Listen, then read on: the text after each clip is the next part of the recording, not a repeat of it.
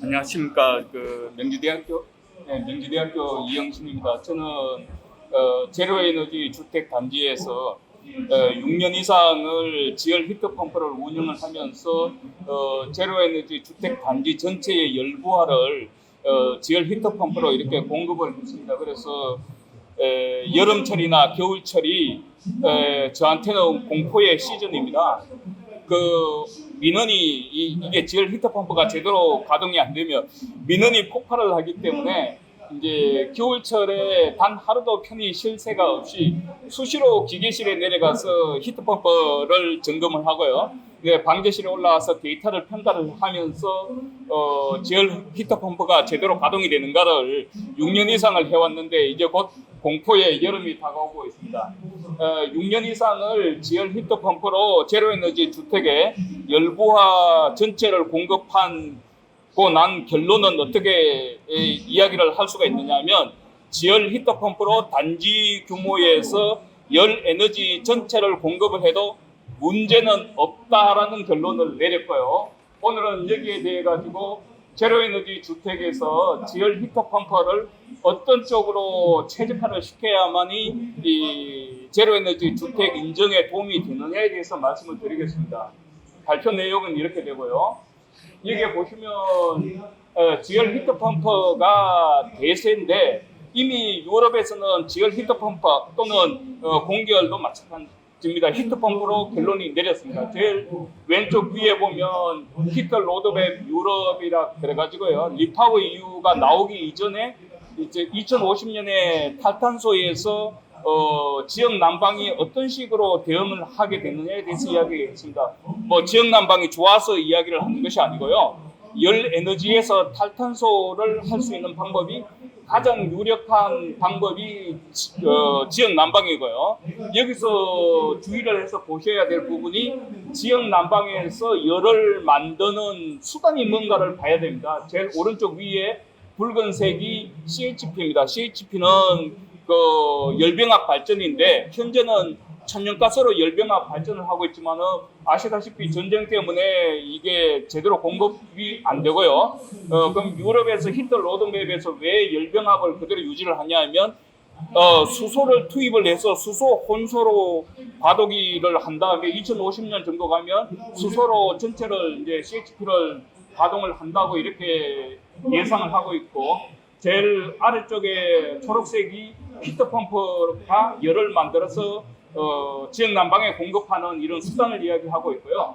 얼마 전에 나와 있는 5세대 지역 난방입니다. 5세대 지역 난방은 건물 하나에 히트펌프 2개 이상을 투입을 해서 냉난방 밸런스를 맞춥니다. 냉난방 밸런스를 맞춰서 남거나 모자랐을 때는 옆 건물에다가 배관망을 이용해서 열을 보내고 받고 해가지고 전체를 이제 열 밸런스를 맞추고요. 이것은 이제 계절별로 상당히 그러니까 유동이 심하니까 안정적인 열 공급을 하기 위해서 냉수 열원, 온수 열원을 가지고 네트워크로 넣는데 대략 건물이 수십 개 건물에서 수백 개 건물을 엮어가지고 분산 열원으로서 이렇게 하는데 벌써 스웨덴 같은 데는 몇 년 운영을 하고 있고요. 독일 같은 경우도 제가 알기로는 50개 이상이 지금 시범을 하고 있는데 운영을 하고 있는데 한국도 아마도 내년에 제가 이거를 시도를 할까 하는데 그때 되면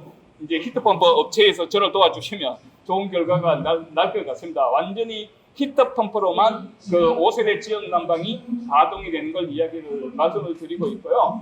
그 다음에 히트펌프가 활성화되는 데 있어서 한국에서는 신재생 에너지의 인정 여부입니다. 한국은 신재생법의 시행령에 보면 여름별로 신재생을 규정을 하고 있는데 유럽은 약간 다릅니다. 유럽은 디렉티브 지침하고 디시전 결정해서 이 히트펌프의 성능에 의해서 신재생으로 결정을 하는 거지 여름 가지고 결정을 하는 것이 아닙니다. 이게 보시면 아까 앞선 발표하신 분이 이야기했다시피 SPF가 우리나라로 치면 SCOP하고 비슷한 개념인데요. 이 공식이 어렵게 느껴질지 모르겠지만 알고 보면 쉽습니다. 분모의 0.455는 유럽의 전력 생산의 평균 효율입니다. 45.5%라는 뜻이고요. 한국은 지금 0.4로 지금 그 산자부 쪽에서 이야기를 하고 있죠.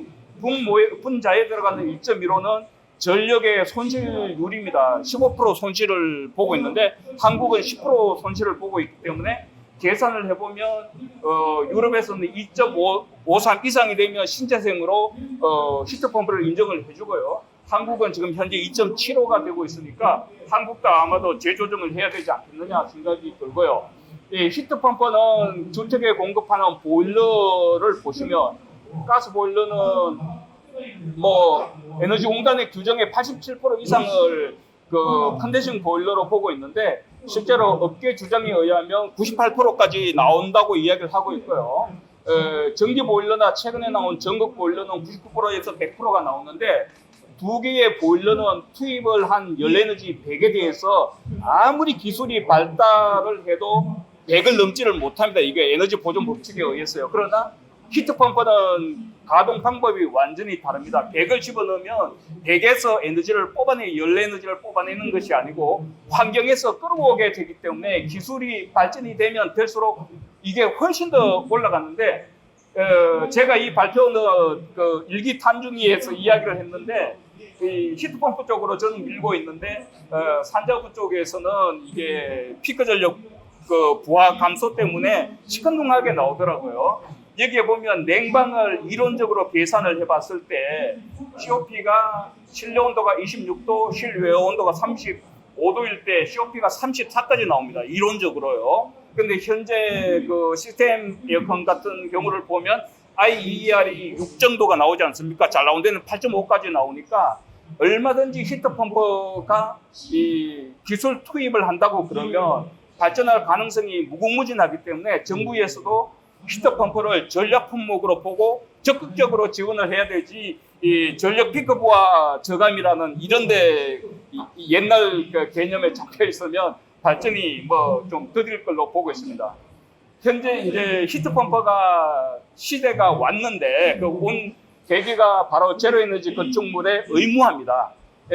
일기 때 이제 2025년부터 하자는 것을 2023년으로 앞당겼는데요. 공공건축물하고 공공공동주택은 올해부터 1월 1일부터 시작입니다. 그리고 내년부터 이제 민간 공동주택도 할지 안 할지는 국토부가 지금 고민 중에 있는 걸로 알고 있습니다.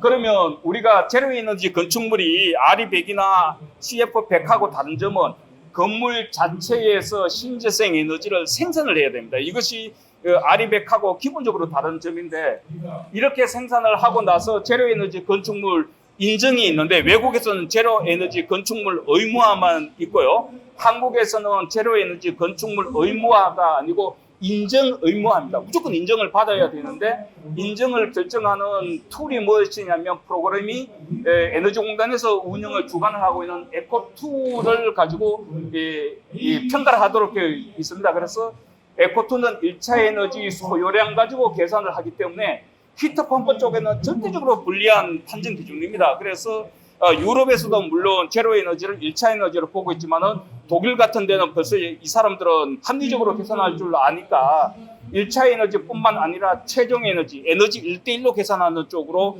독일이 움직였기 때문에 히트펌프 업체에서도 최종 에너지로 제로에너지를 판정하는 것이 아니고 1차 에너지로 판정을 하지 말고 제로에너지로 최종 에너지로 판정을 하자 이렇게 주장을 하셔야 될 것 같고요. 신재생 에너지는 이 에너지 효율 등급 1+에서 5등급 이상의 자립률이 나와야 됩니다. 그래서 이 자립률을 현재 제가 이제 에코2를 가지고 이렇게 돌리고 있는데 신재생 에너지 입력란에 보면 태양열 연료전지가 있고요. 풍력하고 태양광이 있습니다. 그래서 풍력 태양광은 실제로 건물에 설치하기가 어려우니까 대지 외에서도 일정 부분을 신재생으로 인정을 해주고 있습니다. 그리고 히트펌프가 들어가는 쪽이 지열과 수열이 현재 입력이 되도록 되어 있고요. 이 계산 알고리즘의 자립률이 현재는 20% 이상 무조건 나와야 되는데 이 계산을 하는 것을 히트펌프를 보면 분자의 열 생산량 곱하기 가중치 1을 하고요. 그 다음에 생산에 필요한 전력을 빼도록 되어 있습니다. 2.75가 일체에너지 환산 계수니까 동력을 빼버리면 분자가 히트펌프를 투입을 했을 때 이 커진다고 장담을 못합니다. 그래서 거기에 대해서 말씀을 드리겠습니다. 이 표는 전문가들이 보시면 금방 아실 수 있을 거예요. 현재 히트펌프 인증이 40도, 부하 쪽 40도를 가지고 기준을 잡고 있으니까 KS가 그렇게 되어 있습니다. 성능이 380kW면 COP가 3.8이죠. 그런데 현재 에코2에 입력을 하는 것은 어떻게 되어 있느냐 하면 1차적 동력만 넣도록 되어 있습니다. 1차적 동력은 지열원 쪽의 동력이니까 대략 히트펌프 전력의 20%, 15%에 20% 정도가 들어갔는데 2차적 동력은 넣지 않는 걸로 되어 있습니다. 현재 기준이요.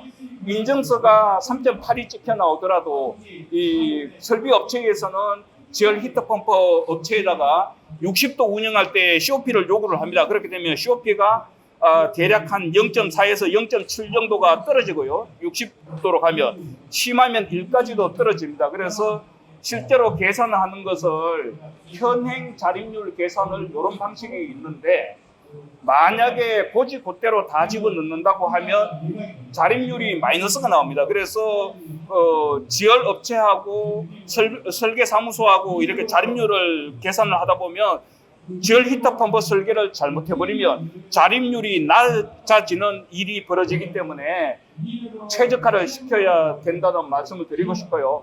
자세한 내용은 공개 자리에서 제가 말씀을 못 드리겠습니다. 왜냐하면 편법을 이렇게 이야기하는 것 같아가지고요. 현재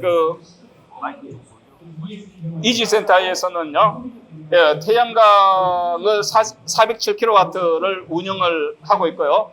지열은 130R를 운영을 하고 있는데, 이제 현재 지열 설계 기준이 외부 온도가 영하 11.3도 기준으로 하고 있지 않습니까? 근데 서울 지역을 보면 영하 15도 정도가 되는 날이 1월 말에서 2월 초에 대략 한 4일 정도가 유지가 되니까 지열 히터펌프 가지고는 민원이 들어올 수가 있기 때문에 보조 열원으로 가스보일러 250kW짜리를 백업으로 했습니다. 그런데 이 백업은 에코2의 신재생 계산할 때 백업은 들어가지 않습니다. 입력이 안 되기 때문에 지열 히터펌프를 설계를 할 때 백업 쪽으로 이렇게, 그건 편법이니까 알아서 하시고요. 태양광 모듈은 서울에서 이제 설치하기가 좀 어렵기 때문에 저희들은 벽면을 최대로 활용을 했고요. 그 다음에 이 지열을 할 때, 지열 히터펌프를 설치할 때 제일 중요한 게 냉난방 밸런스를 맞추는 겁니다. 냉방하고 난방 밸런스는 맞출 수가 있는데, 이 급탕 온수는 12개월을 계속 써야 되기 때문에 저희들 같은 경우에는 가운데를 냉방 온수용으로 쓰고 가장자리 쪽을 급탕으로 해서 외부에서 열이 이렇게 들어오도록 이렇게 맞췄는데 현재 지금 착공을 한 데가 세종 6-3에 그 LH 건물이 있죠. 그래서 제가 그쪽에 이제 그 시스템 설계를 자문을 하면서 쭉 평가서를 이렇게 쭉 봤는데 현행 설계 기준으로는 뭐 문제는 없는 것 같고요. 기계실을 이렇게 운영을 하고 있는데 저희들 같은 경우는 그 지역 난방 의무 사용 고시 지역입니다. 서울에너지공사에. 그런데 예외 조항이 있죠. 그 열 사용 시설 기준에 보면 신재생으로 갈 때는 그 지역 난방을 사용하지 않아도 되니까 저희들은 어쩔 수 없이 냉난방 급탕 100%를 열부화를 지열로 했고요. 이제 태양광 발전량을 한 6년치를 제가 미리 계산을 해봤는데 실제로 예상량하고 실제 그 발전량하고 비교를 해보면 오차가 5% 정도가 실제 발전량이 조금 더 많았고요. 그 다음에 저희들 같은 거 설계 원칙이 태양광으로 발전한 전력은 지열로 전부 다 투입을 해 넣는다. 이렇게 봤을 때 62개월 동안 평가를 해보면 그 태양광 발전량이 지열 히터펌프 운영한 것보다도 30% 정도가 초과를 한 상태입니다. 그래야지 제로 에너지가 되지 않습니까? 지열 히터펌프 운영에서 남는 30%가 조명이라든지 환기 쪽으로 갔으니까. 결론을 말씀을 드릴 것 같으면 3번부터 보시면요. 최소한 그 표준 상태에서의 히트펌프의 COP가 3.8 이상은 돼야 됩니다.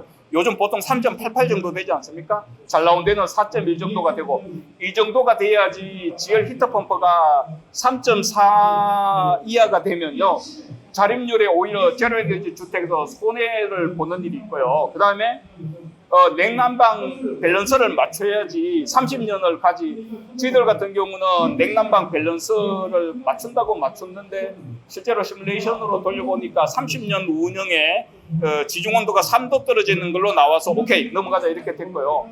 그 다음에 5번을 보면 순환펌프가 이게 결정적으로 영향을 주는 건데, 순환펌프의 요량하고 양정을 천공수에 맞춰가지고 정확하게 최적화를 시키지 않으면 자립률이 내려가기 때문에 이건 설비 업체에서 잘 선택을 하셔야 될 것 같습니다.